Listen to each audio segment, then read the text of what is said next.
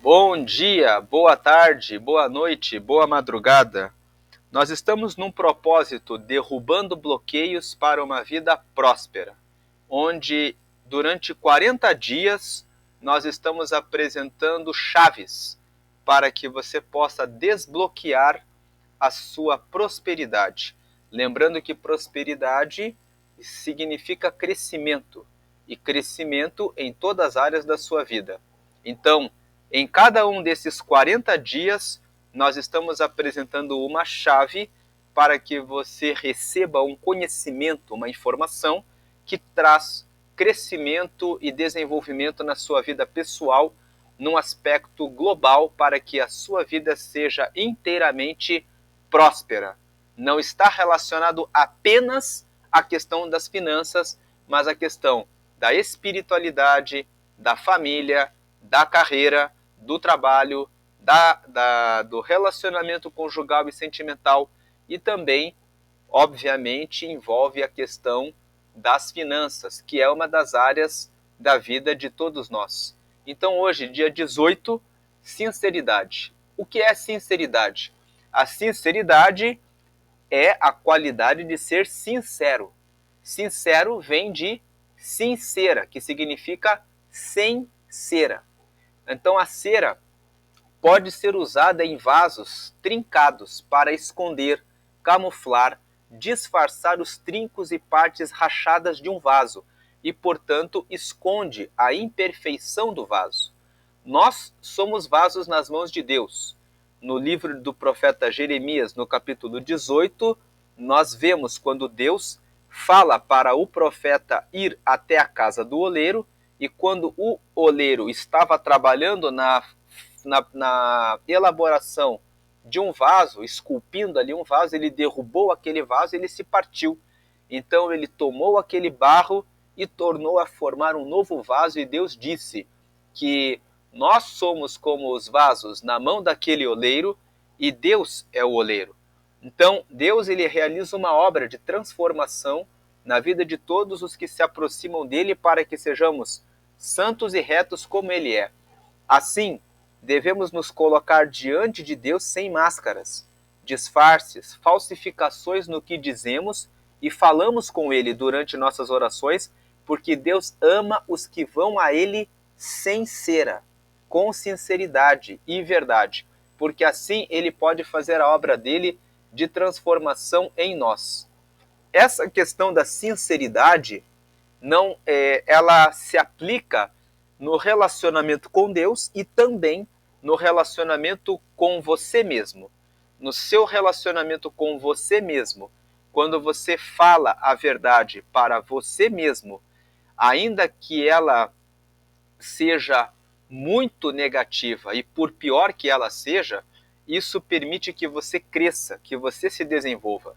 Tem muitas pessoas que podem sentir inveja de alguém que comprou um carro, comprou uma casa, conseguiu um trabalho, ou conseguiu um casamento, ou conseguiu um sucesso de um familiar. E muitas vezes a pessoa começa a dizer: esse daí está se achando, esse daí acha que é mais do que é. E a pessoa fica ofendida em razão do sucesso da outra pessoa, porque ficou com inveja, ficou com ressentimento, porque queria ter aquela bênção, aquele sucesso e não conseguiu. E muitas vezes não sabe como fazer. Mas, quando você olha para si mesmo e reconhece: o que eu estou sentindo é inveja, quando você arranca a máscara de você mesmo e aceita a verdade, por mais cruel e má que ela seja, você tem a chance de crescer. Você tem a chance de dizer: estou com inveja, estou ressentido, não sei como ele conseguiu, e por esse motivo estou com essa raiva, com esse ódio, com esse ressentimento. Quando você admite e é sincero, você consegue crescimento. Então, no relacionamento conjugal, quando você percebe que na realidade é você que está errado, que foi você que falou o que não deveria falar, que foi você que fez alguma aplicação errada e que acabou gerando um prejuízo na sua casa, quando você admite, quando você arranca a máscara, quando você arranca a cera de sobre si, arranca a capa e aceita a verdade, você cresce. Muitas vezes nós não crescemos porque não somos sinceros.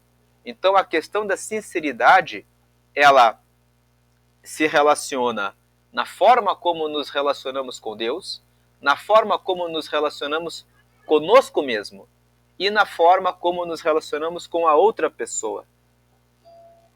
Leitura bíblica é Salmos, capítulo 18, versículos 23 a 26.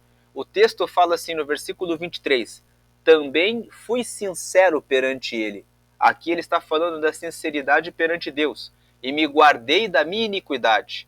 Veja que o salmista está dizendo assim: eu fui sincero perante Deus e me guardei da minha iniquidade. Ou seja, eu me guardei de não praticar a iniquidade que estava no meu coração.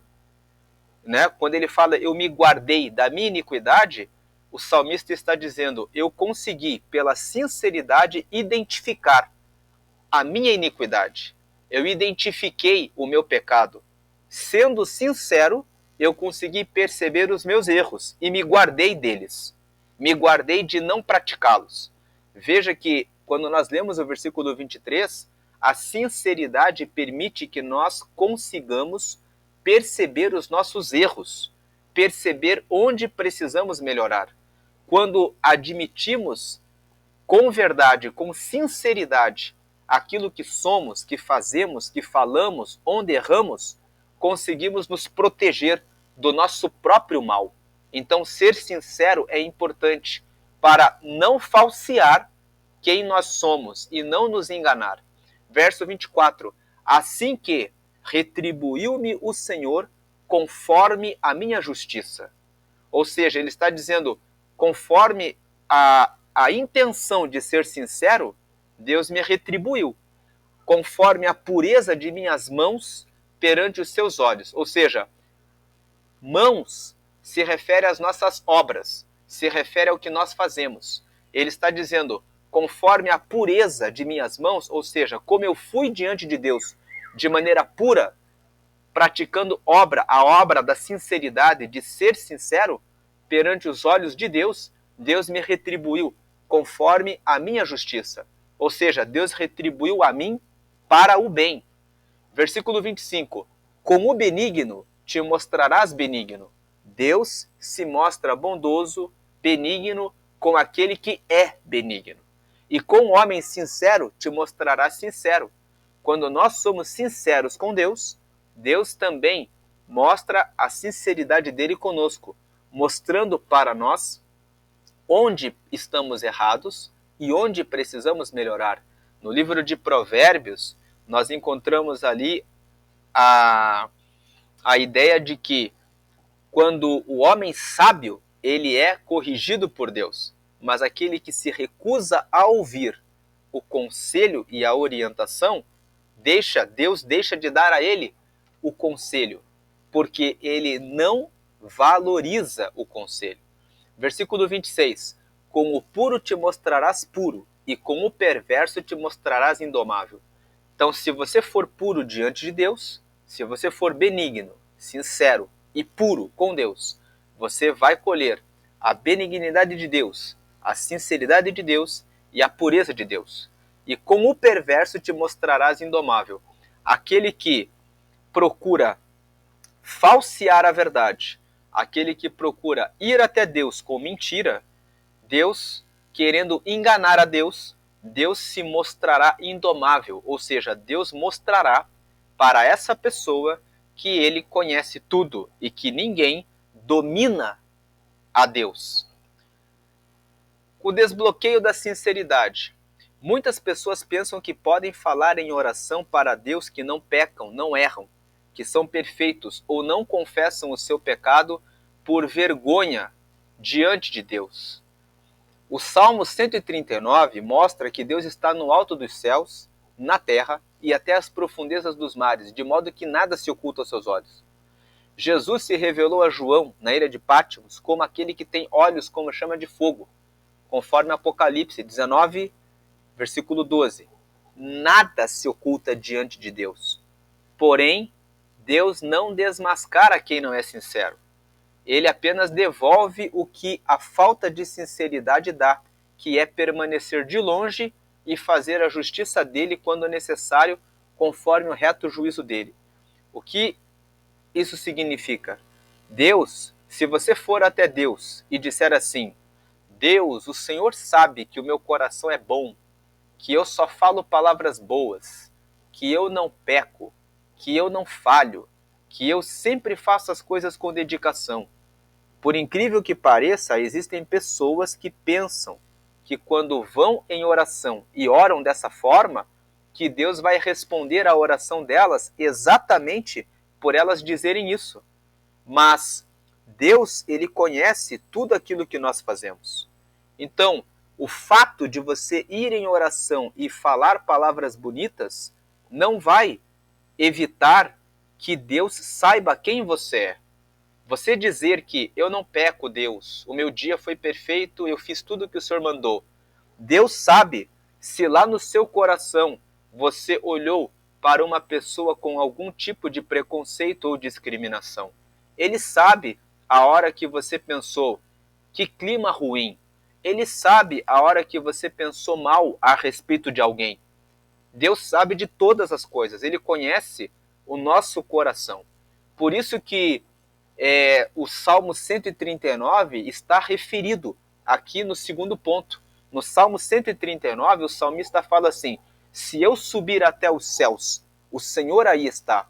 Se eu ficar nas extremidades da terra, o Senhor também ali está. Se for até as profundezas dos mares, tu ali também está.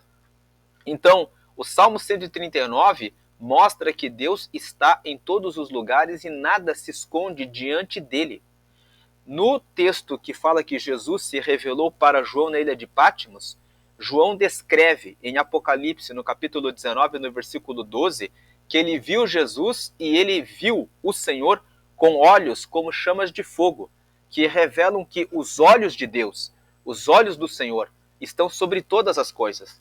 Nada fica de pé diante do olhar do Senhor. O olho dele é como chama de fogo. Nada se oculta diante de Deus. Agora, muitas pessoas pensam que o fato de orarem e irem até Deus com mentira vai fazer com que Deus responda a ela dizendo assim: eu sei que você está mentindo. Pare de ser mascarado. Mas Deus não faz isso. Deus ouve a oração e fica apenas observando. E Deus devolve para a pessoa conforme aquilo que ela de fato faz. É isso que Deus faz. Então, seja sincero com Deus, seja sincero quando estiver diante dele falando a verdade, sabendo que ele conhece todas as coisas e que nada se oculta diante dele. Se você olhou para uma mulher com intenção impura, ou você que é mulher olhou para um homem com intenção impura, diga para Deus em oração: Deus, o Senhor, eu peço perdão porque eu olhei para aquela pessoa com uma intenção impura. E eu peço que o Senhor me dê graça para que eu receba a santificação. Quando você ora confessando com verdade aquilo que você sentiu e pede que Deus te dê força e graça para que você seja mais conforme Ele, Deus aí sim ouve a sua oração com prazer e tem prazer em atender a sua petição. Então aqui, na parábola do fariseu e do publicano, foi contada por Jesus, está registrada no Evangelho de Lucas, no capítulo 18, nos versículos 9 a 17. Ali, Jesus conta a história de um fariseu que estava no templo e orando dizia que obrigado Deus porque eu não sou como este publicano, porque eu apresento as minhas ofertas, porque eu guardo o sábado e eu cumpro os teus propósitos. E o publicano, que estava do lado do fariseu, batia no peito, chorando, pedia misericórdia, porque eu sou um pecador. Então, Jesus perguntou aos seus discípulos: qual dos dois vocês acham que desceu justificado do templo? Então, Deus despreza a oração de quem se considera justo e não reconhece os seus pecados. Ponto 2 ali.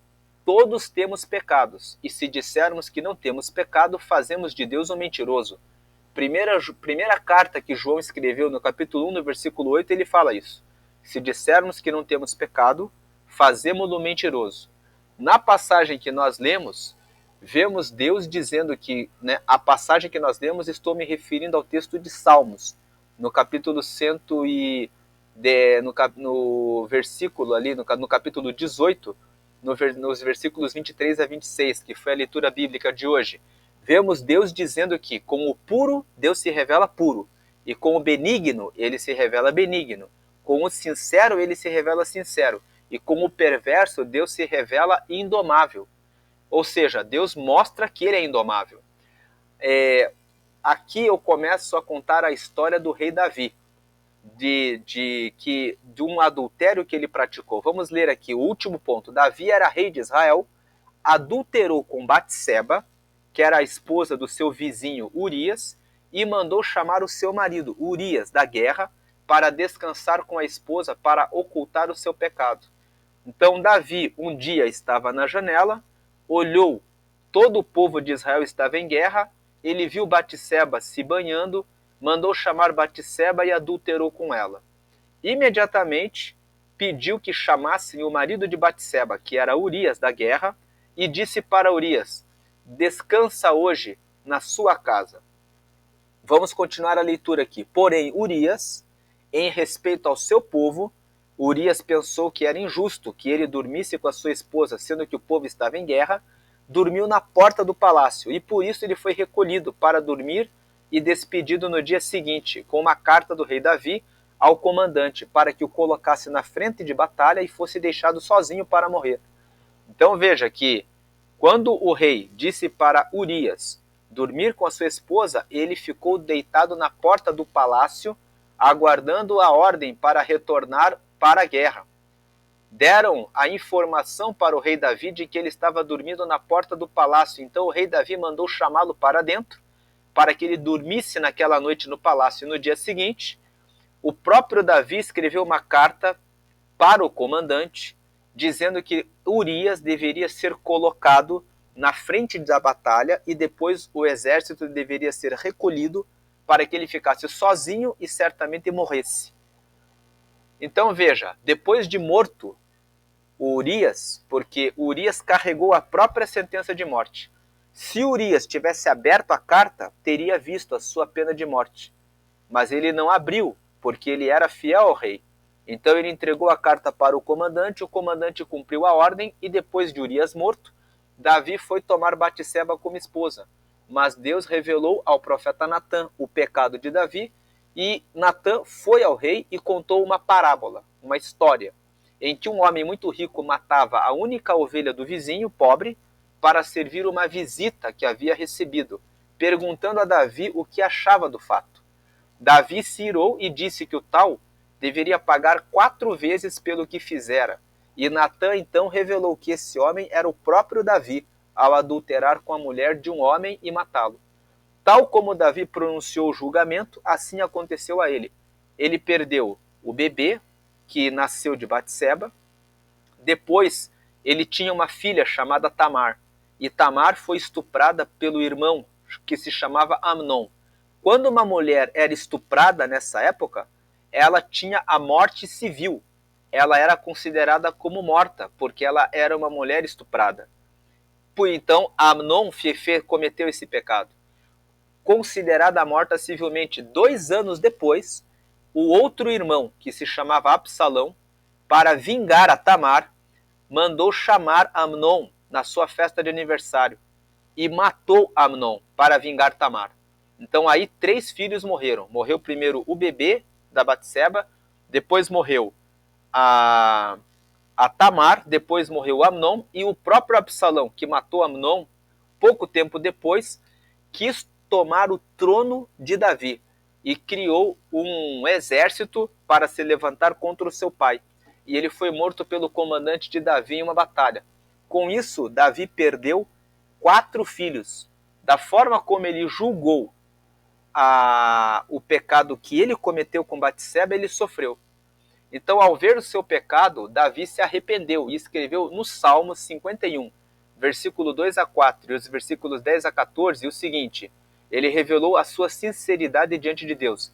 Veja, o verso 2 ele falou assim: lava-me completamente da minha iniquidade, purifica-me do meu pecado. Ou seja, ele pediu para Deus purificar ele. Versículo 3: porque eu conheço as minhas transgressões e o meu pecado está sempre diante de mim. Veja que Davi, depois que recebeu a exortação do profeta Natã, ficou com o pecado que ele cometeu na sua mente. Ele se lembrava do adultério e do homicídio que ele praticou.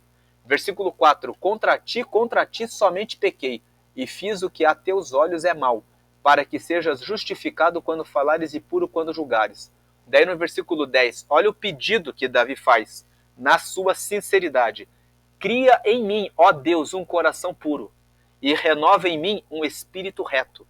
Versículo 11: não me lances fora da tua presença, e não retires de mim o teu Espírito Santo. Verso 12: torna a dar-me a alegria da tua salvação, e sustém-me com o espírito voluntário. Verso 13: então ensinarei aos transgressores os teus caminhos, e os pecadores a ti se converterão. Verso 14: livra-me dos crimes de sangue, ó Deus, Deus da minha salvação, e a minha língua louvará altamente a tua justiça. Então nós vemos aqui nos versículos 2 a 4 o arrependimento de Davi, a confissão pelo seu pecado, e nos versículos 10 a 14 o pedido sincero para que Deus transforme o coração dele em um coração puro e que ele não perca o Espírito Santo e que ele tenha novamente a alegria da salvação. Ele ficou tão contrito pelo seu pecado que ele chegou a perder a alegria. E ele chegou a pedir: me torna a dar a alegria da tua salvação. Então, a tarefa. Todos os dias nós estamos colocando uma tarefa de acordo com a chave do dia. Hoje a chave é sinceridade. A tarefa para que você possa desenvolver sinceridade. Número 1, crie um diário para descrever o seu dia e anote as situações em que você sentiu que não foi sincero. Ponto 2, identifique os motivos disso. Verifique se foi medo, ansiedade, desejo de agradar aos outros ou urgências que acontecem. Então, identifique qual o motivo que te levou a não ser sincero. Talvez você ficou com medo de reconhecer, que você ficou com inveja da pessoa porque a pessoa conseguiu uma coisa que você queria. Talvez você ficou ansioso, você ficou com medo de falar: eu não vou conseguir cumprir esse contrato. Talvez você falou uma coisa para agradar os outros, por causa da situação ali em volta. Ou às vezes você estava com uma urgência de um dinheiro, de uma necessidade, você não foi sincero. Número 3, defina metas diárias para ser mais sincero e emitir suas verdadeiras opiniões. Quando você percebeu que não foi sincero com uma pessoa, quando você vê que quando você está perto de alguém e você tem que ficar o tempo todo camuflando algum sentimento, alguma emoção, de repente é melhor você deixar de ficar no convívio dessa pessoa. Procurar de repente uma nova porta de trabalho. Peça para Deus, assim como Davi disse: me livra dos crimes de sangue, me livra do pecado que eu cometi, cria em mim um coração puro. Diga para Deus: eu estou com esse sentimento em relação a essa pessoa, eu não tenho como ser sincero enquanto eu estiver nesse lugar, eu preciso que o Senhor prepare um novo lugar, uma nova situação, onde eu possa ser puro, reto e sincero. Número 4, procure falar abertamente sobre os seus sentimentos, pensamentos e opiniões de forma honesta. Você pode procurar alguém de confiança ou falar em voz alta para si mesmo, porque esse exercício de ouvir a si mesmo em palavras daquilo que você pensa, de forma honesta, dará a você uma compreensão de você mesmo. né? Então, se você tem um amigo ou uma amiga para falar de forma honesta a respeito daquilo que faz com que você não seja sincero, fale. Se você não tem ninguém, se coloque no espelho falando consigo mesmo, dizendo assim: poxa vida, eu não consegui ser sincero quando fiz aquele elogio. Nunca faça um elogio falso.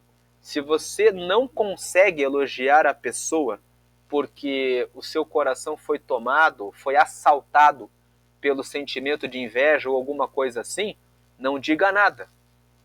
Mas se elogiar, elogie de maneira verdadeira e sincera, porque as pessoas percebem quando um elogio é verdadeiro ou quando não é. Muitas pessoas ficam treinando formas de usar uma máscara, de mascarar a sua personalidade.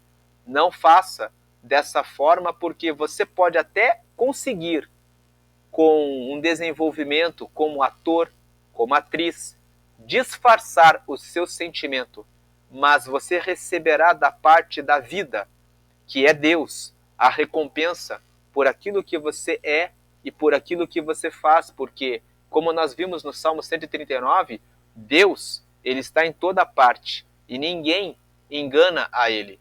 Como nós lemos na leitura de hoje em Salmos 18, no versículo 26, Deus, ele vai se revelar indomável com aquele que for perverso. Ponto 5 ali, revise o diário periodicamente.